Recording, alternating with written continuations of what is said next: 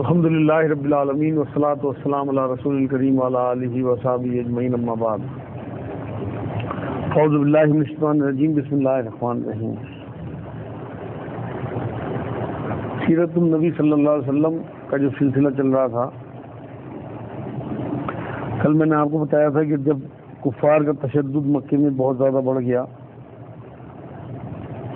تو کچھ لوگوں نے اللہ کے رسول صلی اللہ علیہ وسلم سے اجازت لے کے حبشہ کی طرف ہجرت کی۔ حبشہ ایک ایسا علاقہ تھا جو عیسائیوں کی سلطنت تھی، اور وہاں نجاشی نام کے ایک بادشاہ تھے جو بہت رحم دل اور بہت اچھے انسان تھے۔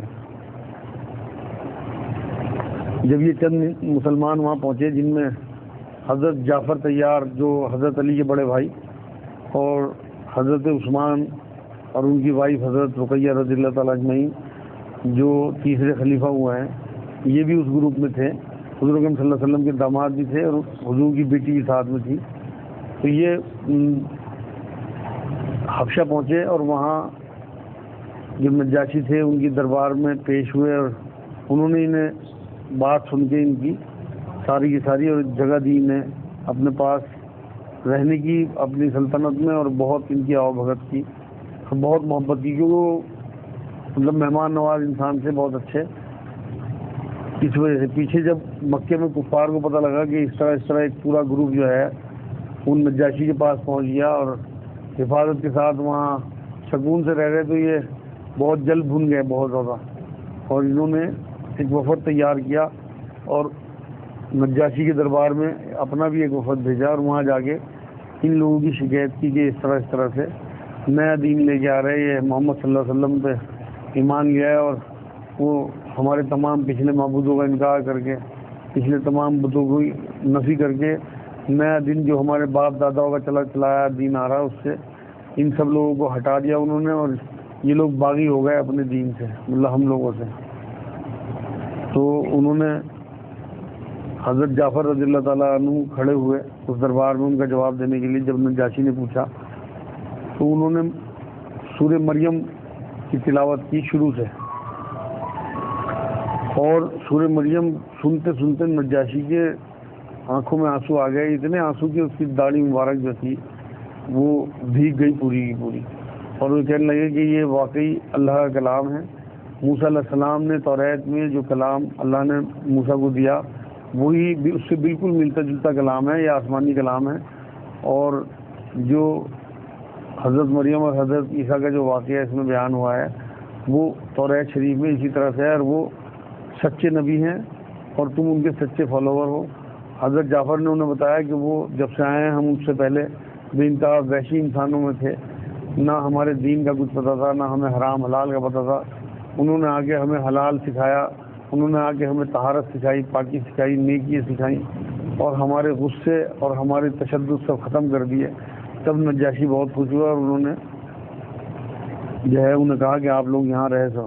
اتنے میں پھر وہ کفار کھڑے ہوا کہ یہ تو آپ کے دین کی بھی نفی کرتے ہیں، عیسیٰ علیہ السلام کو جو ہے وہ اللہ نہیں مانتے معاذ اللہ، یہ اور یہ تو کہتے ہیں کہ وہ اللہ کے بندے تھے۔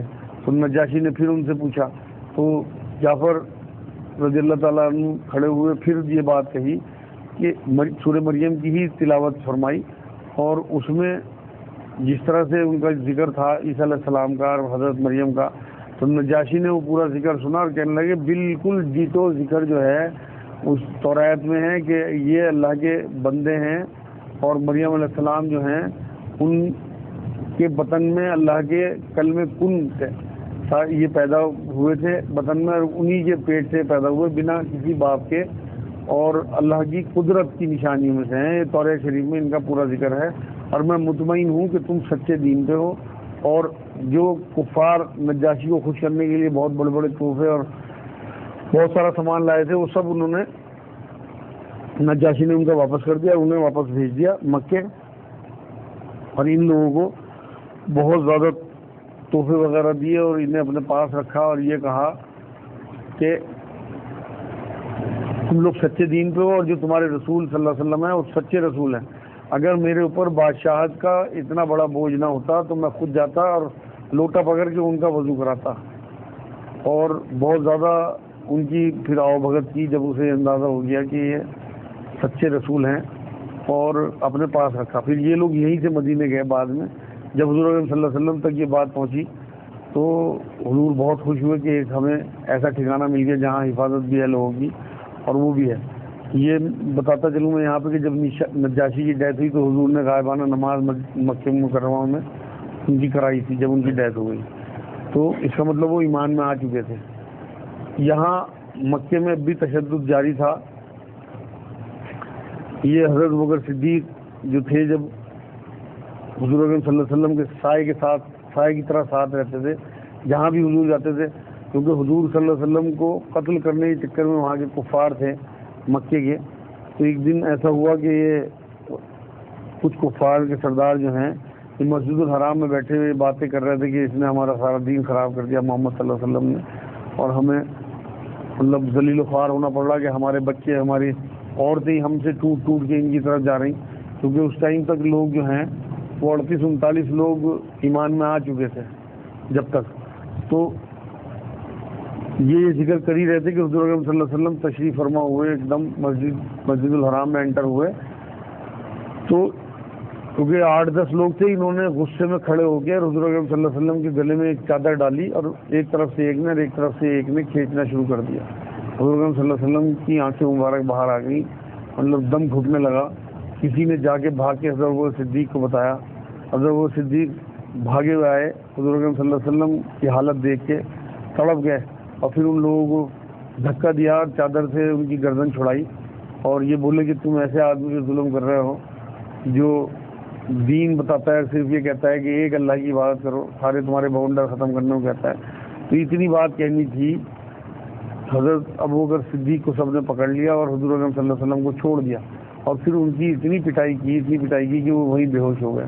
اور روایتوں میں بات لکھی ہوئی ہے کہ کئی دن تک بے ہوش پڑے رہے. بیچ میں ہلکا پھلکا ہوش آتا تو بس یہی پوچھتے حضور اکرم صلی اللہ علیہ وسلم کا کیا حال ہے, مطلب ذرا سا بھی ہوش آتا تو اسی بات کو پوچھتے اور پھر بے ہوش ہو جاتے. 8-10 دن کے بعد جب کچھ افاقہ ہوا, زخم کچھ بھرنے شروع ہوئے, کچھ دوائیں دی گئی اس وقت کے دور کے حساب سے, تو یہ ہوش میں آئے. اور ہوش میں آتے ہی فوراً کہنے لگے حضور صلی اللہ علیہ وسلم کا کیا حال ہے. ان کی گردن میں یہ انہوں نے چادر ڈالی تھی, خدا نہ خواستہ ایسا تو نہیں کہ انہیں کوئی بات سنی ہو گئی. تو سب نے کہا حضور خیریت سے ہیں. تو کہنے لگے فوراً مجھے لے کے چلو ان کے پاس. تو لوگوں نے کہا کہ آپ کی تو حالت نہیں ہے, آپ تو کھڑے نہیں ہو پا رہے, تو کس طرح سے آپ جائیں گے. تو پھر 2 لوگوں نے ادھر سے کندھے پہ ہاتھ رکھے ان کے, 2 نے ادھر سے, اور گھسٹتے ہوئے حضور اکرم صلی اللہ علیہ وسلم کی بارگاہ میں پہنچے. اور پھر حضور صلی اللہ علیہ وسلم کو دیکھ کے تسلی ہوئی کہ ہاں حضور اکرم صلی اللہ علیہ وسلم زندہ سلامت ہیں اور ہمارے سروں پہ ہیں.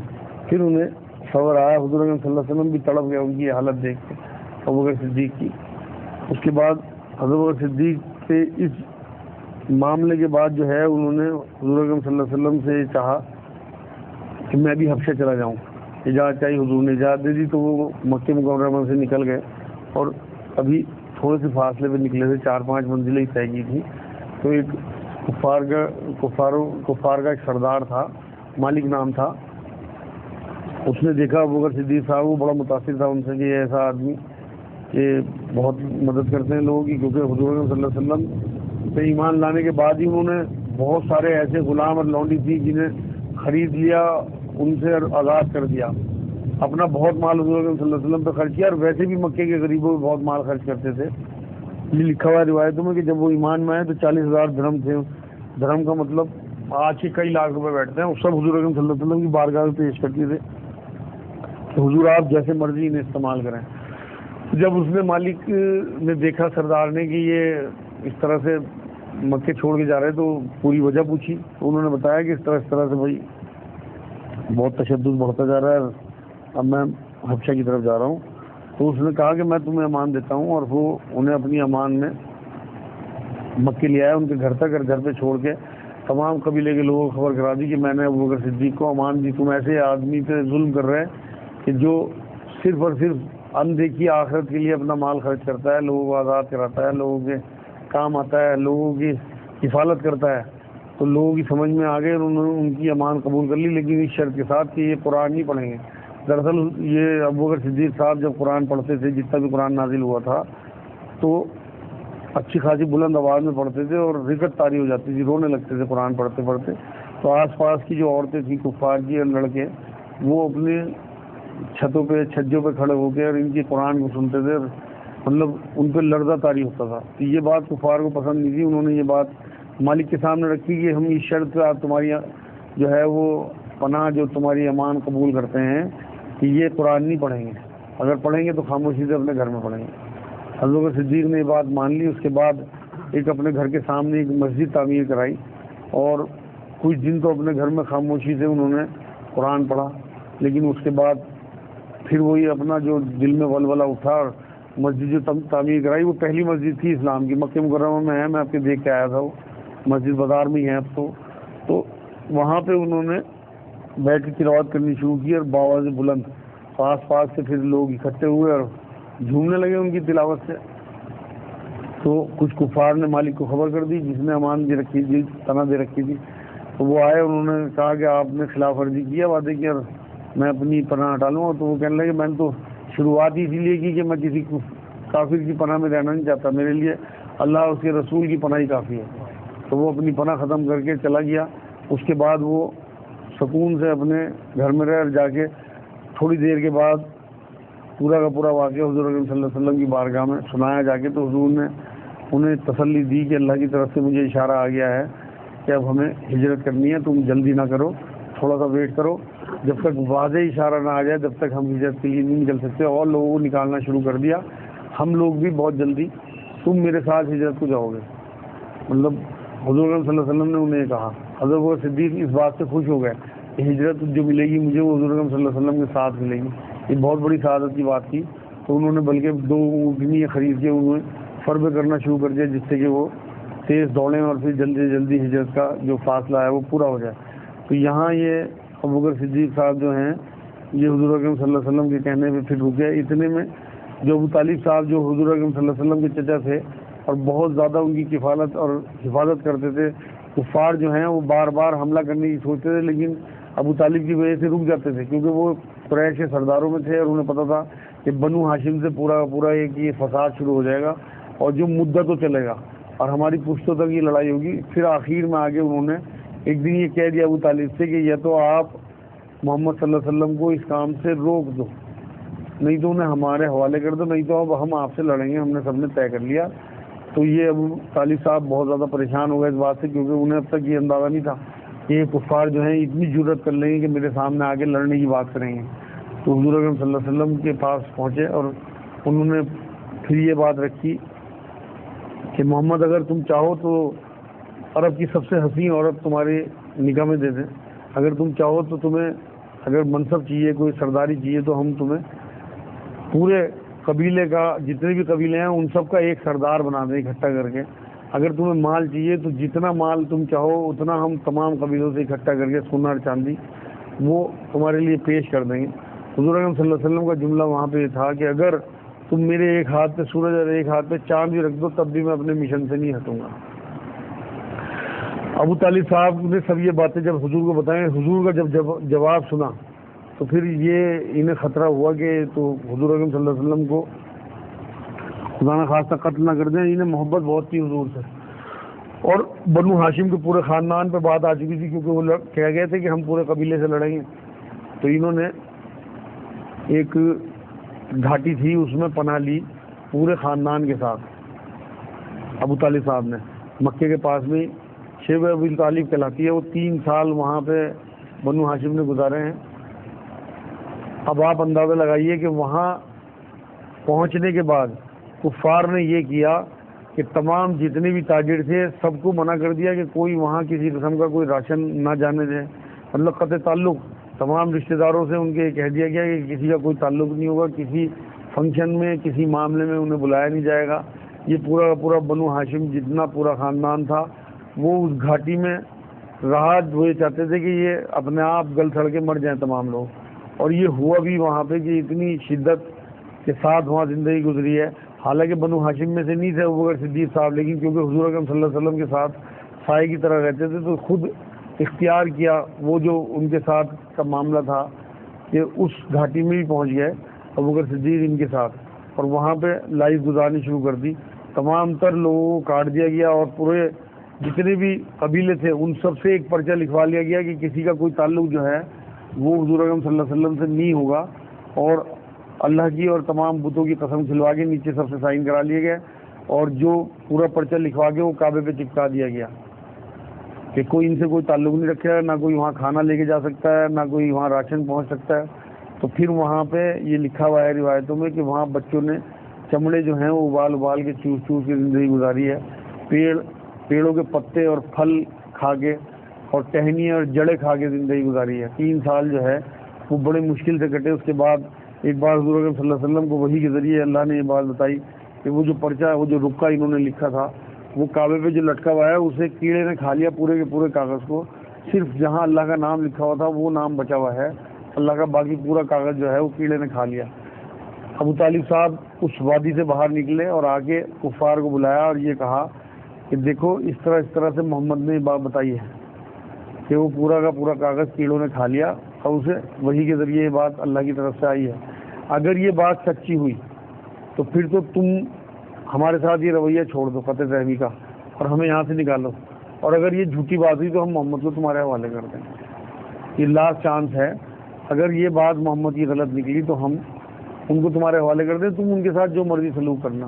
مطلب انہیں بھی یہ لگا تھا کہ ہو سکتا ہے بھائی یہ غلط ہی ہو سارا معاملہ، تو وہ کفار جو ہیں وہ ہڑبڑاہٹ میں سیدھے کعبے کی طرف پہنچے اور وہاں جا کے دیکھا تو واقعی وہ پورا کا پورا جو کاغذ تھا وہ کیڑوں نے کھا لیا تھا، اور صرف ایک جگہ اللہ کا نام بچا ہوا تھا، وہ لکھا ہوا تھا۔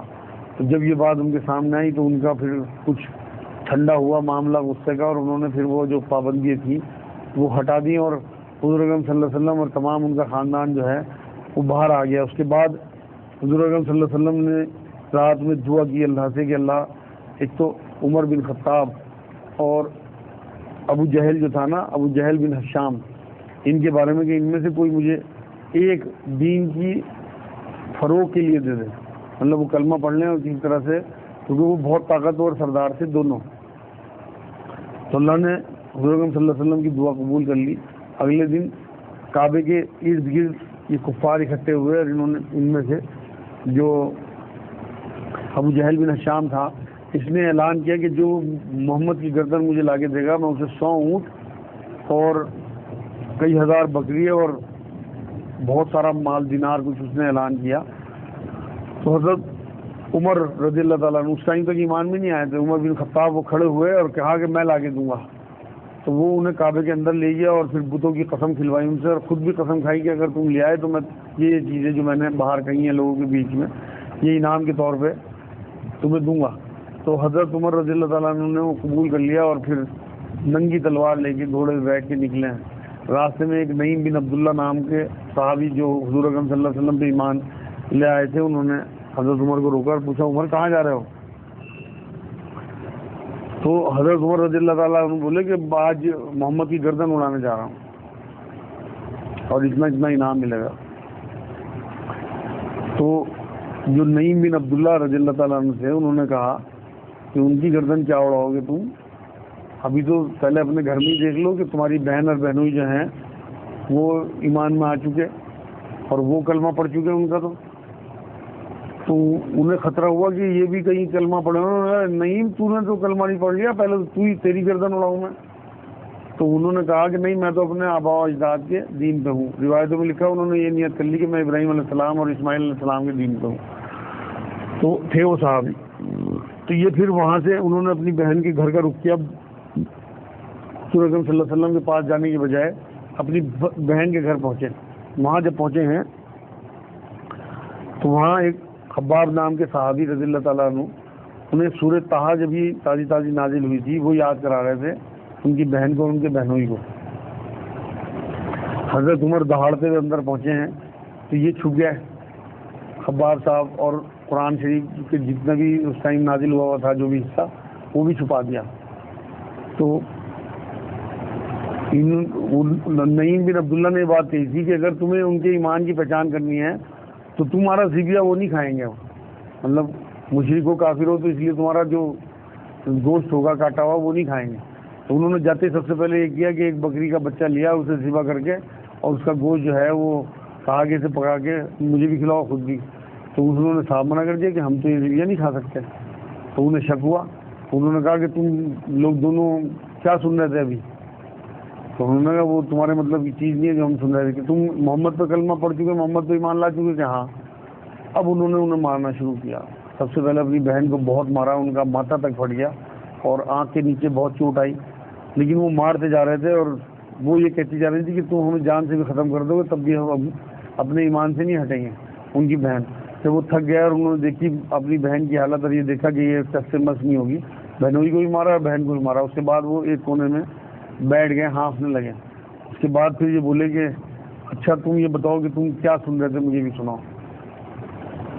تو انہوں نے ابھی کچھ کہنا ہی چاہا تھا کہ خباب صاحب باہر نکل گیا. انہوں نے دیکھا کہ بھائی اب نرم ہو گیا کچھ یہ، اور وہ جو کلام پاک کا تھوڑا سا حصہ تھا، سورہ طٰہٰ کی چند آیتیں وہ نکال لی باہر. تو ان کی بہن نے منع کر دیا کہ انہیں نہ سنایا جائے ابھی نہ پڑھایا جائے، کیونکہ یہ نجیس ہیں، ان سے کو پہلے غسل کریں. حضرت عمر رضی اللہ تعالیٰ عنہ کے دل کو لگی بات کی تو یہاں تک پہنچ چکے. پھر انہوں نے وہاں غسل کیا اور اس کے بعد پھر وہ جب انہیں سورہ طٰہٰ کی آیتیں سنائی گئیں تو وہ ان کے دل میں اتری، کیونکہ عربی میں تھی اور عربی آدمی سے، تو ان کے منہ سے سڈنلی یہ بات نکلی اچانک کہ یہ کسی انسان کا کلام نہیں ہے، یہ واقعی اللہ کا کلام ہے اور مجھے بھی محمد کا کلمہ پڑھوا. وہاں ان کے دل کو اللہ نے بالکل صاف کر دیا. تو ان کی بہن نے پھر غسل وہ کر چکے تھے اور حضور اکرم صلی اللہ علیہ وسلم خود بھی اپنے صحابی اور صحابیات کے ساتھ چھپے ہوئے رہتے تھے کسی نہ کسی کے گھر میں. تو اس ٹائم وہ کسی صحابی کے گھر میں چھپے ہوئے تھے. انہیں پتہ تھا کیونکہ یہ صحابیہ تھیں جو حضرت عمر کی بہن تھیں. تو انہوں نے پھر حضرت عمر رضی اللہ تعالیٰ عنہ کو اس گھر پہ لے گئیں اور دروازے سے آواز دے کے کہا کہ حضرت عمر آئے ہیں اور انہوں نے حضور اکرم صلی اللہ علیہ وسلم کے ہاتھ پہ کلمہ پڑھنا ہے. حضور اکرم صلی اللہ علیہ وسلم اٹھ کے باہر آ گئے اور انہیں کلمہ پڑھوا کے بہت زور سے اللہ اکبر کہا، تکبیر پڑھی. حضور اکرم صلی اللہ علیہ وسلم کی اس تکبیر کے ساتھ باقی تمام جتنے بھی صحابہ تھے وہ پورا گھر گونج گیا تکبیر سے. اس ٹائم تک 39 لوگ ایمان میں آ چکے تھے. حضرت عمر رضی اللہ تعالیٰ عنہ کو حضور اکرم صلی اللہ علیہ وسلم نے بغل گیر کیا، بہت چپکایا اپنے آپ سے اور بھیچا بھی 2-3 بار. تو حضرت عمر بہت خوش بھی ہوئے، راضی بھی ہوئے اور پھر اپنے کلمے کا باقاعدہ اعلان کر دیا. حضور اکرم صلی اللہ علیہ وسلم نے پوچھا کہ اب تک کتنے لوگ ایمان میں آ چکے؟ حضور نے کہا تم 40ویں ہو. یہ بھی تعداد یہاں پوری ہوئی 40 لوگوں کی. پھر حضرت عمر نے کہا کہ جب کفار اور مشرک جو ہیں اپنے باطل معبودوں کی جو ہے وہ تال ٹھوک کے عبادت کرتے ہیں تو ہم سچے اللہ کی عبادت چھپ کے کیوں کریں؟ اور تمام تر لوگوں کو لے کے کعبہ شریف پہنچے اور وہاں باآواز بلند اعلان کیا اور اس کے بعد پھر جماعت سے نماز شروع کی. کیونکہ اس سے پہلے حضرت جبرائیل علیہ السلام آ چکے تھے حضور اکرم صلی اللہ علیہ وسلم کے پاس، ایک جگہ پر مار کے حضور اکرم پانی نکال کے حضور کو وضو کرنا سکھایا اور 2 نفل پڑھوائے تھے. تو حضور اکرم صلی اللہ علیہ وسلم کو نماز بھی آ گئی تھی. وہ نماز انہوں نے تمام صحابہ کو سکھا دی تھی حضور اکرم صلی اللہ علیہ وسلم نے. تو وہاں مکے کی مسجد میں پہنچ کے مسجد الحرام میں حضرت عمر نے با اعلان جماعت کی نماز کرائی ہے وہاں پہ. اس ٹائم حالانکہ نماز فرض نہیں ہوئی تھی مگر شو کرنے کے لیے کہ اب میں ان کے ساتھ ہوں. میرے خیال میں آج اتنا کافی ہے، کافی ٹائم ہو گیا. کل انشاءاللہ تعالیٰ اس سے آگے کا آپ کو بتاؤں گا. وما علینا الا البلاغ. کسی کے ذہن میں آج سے متعلق کوئی سوال ہو تو کر لو.